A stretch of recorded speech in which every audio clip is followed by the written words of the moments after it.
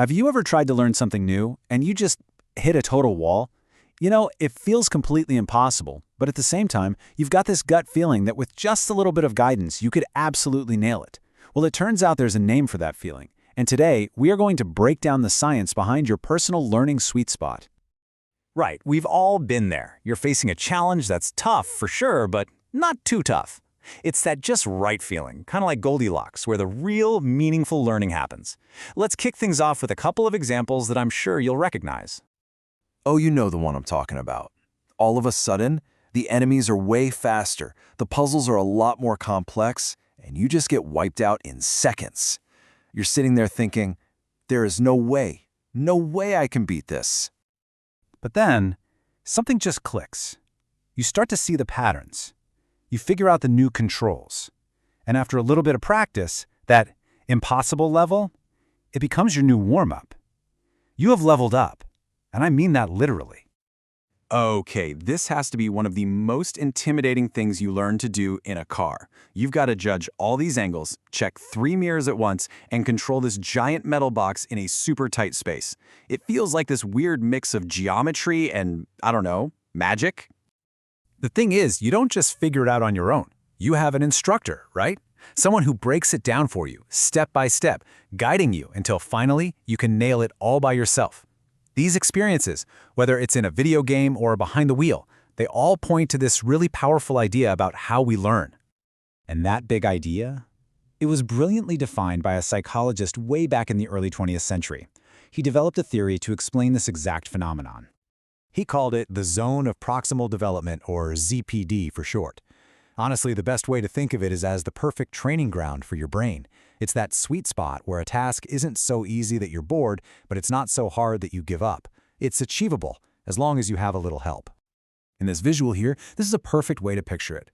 So on the left, in that inner circle, that's everything you can already do, no problem.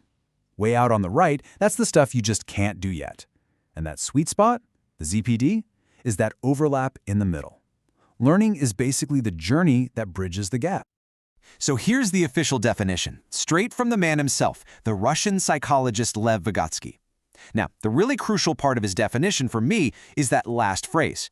Learning happens not just in isolation, but in collaboration with more capable peers. It's social. Okay, so what actually makes this learning zone work?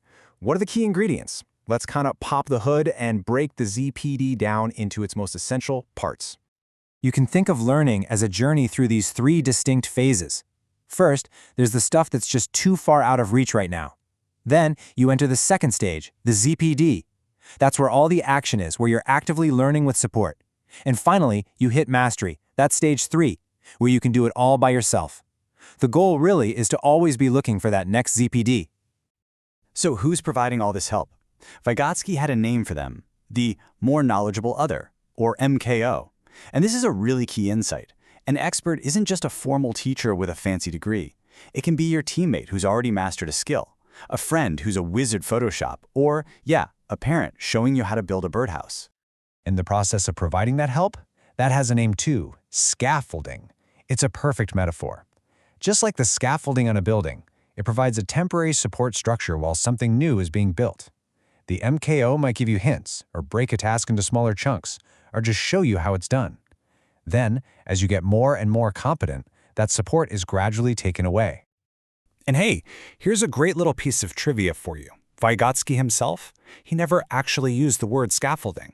It was actually introduced years later by other researchers who were building on his groundbreaking work. But, the metaphor fits his ideas so perfectly that the two are basically inseparable now. All right, so we've got the theory down. Now let's see how this powerful idea plays out in the real world. And trust me, once you get the concept, you're going to start seeing it absolutely everywhere.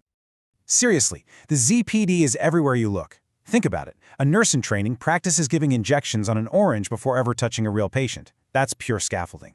A piano student moves from grade 1 songs to grade 2 songs. Each grade is a new ZPD. In carpentry, you build a simple birdhouse long before you attempt a complex chest of drawers. Every single step is a perfectly calibrated challenge. But here's an interesting question.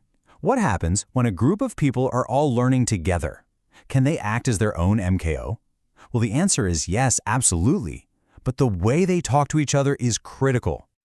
So, researchers have found there are different kinds of group talk. On one hand, you have disputational talk. This is a total dead end. It's just a bunch of competing arguments like, no, it's not, it's my way. Nobody's listening and nobody's learning. But then you have exploratory talk, and this is where the magic happens. This is when people build on each other's ideas. They ask questions, they give reasons, and they build a shared understanding together. They are literally creating a collective ZPD for the whole group. So what's the big takeaway here? It's that learning isn't just some random thing that happens. It's a structured process. It's about finding the right challenge and getting the right support. Let's bring this all home. The zone of proximal development explains so much. It's why we thrive on challenges that push us just a little bit beyond our comfort zone. It's not about coasting on what's easy, and it's definitely not about attempting the impossible. Real growth happens in that active, dynamic space where, with just a bit of guidance, progress is pretty much inevitable. So, I'll leave you with this question. Take a second and think about it. Maybe it's learning a new language, or finally figuring out a piece of software, or picking up a musical instrument. What is that one thing that feels challenging right now, but you know is achievable? What skill is waiting for you in your zone?